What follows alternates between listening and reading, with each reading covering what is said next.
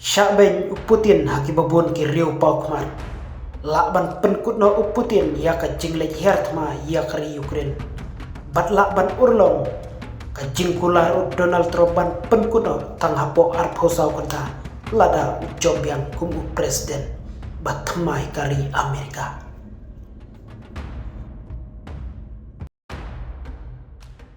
Kumba ka pertehi borok kawai kitipsyai baki bor sipai kari Russia lang baka jingelam jong Putin kilalong kasti kabak lainba ya kabor sensyar jong Bashar al-Assad pada presiden kari Syria balasya penharkat no napo kari Syria haka kendai tarik mentau benai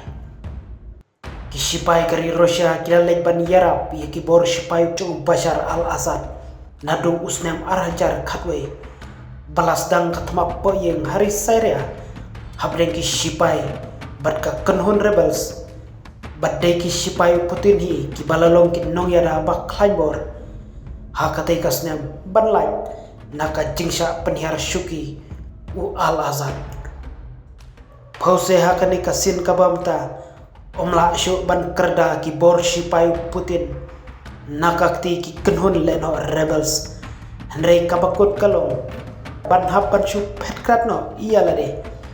ban la naka jingyap kabalong ka weipat nakimat kabalak ta bha ya ki bor sipai chu Putin uba khemla syu ban yada yakabor u Bashar al-Assad hakaba ula syawo ania haki babon ki riu pakmat jongka pertei khamdam ia ka jingsngo hamanga bat sngo sarong jongku Putin haman kapor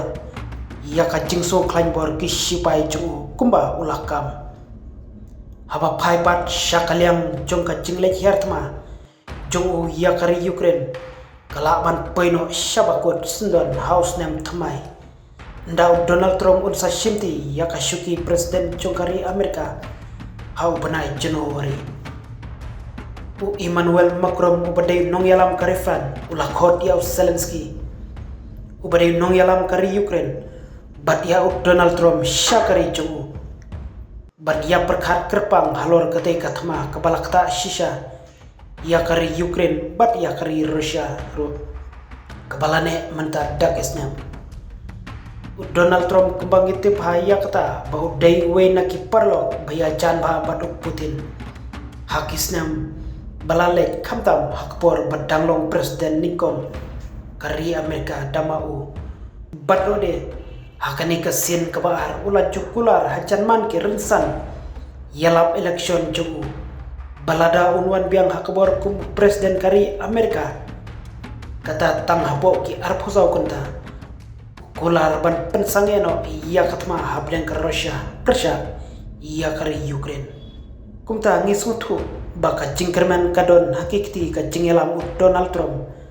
nda haba ulalej ban yakno markmat sabat Putin ban yakren halor ketika ju kamat kumba ulat dep yakren bat Zelensky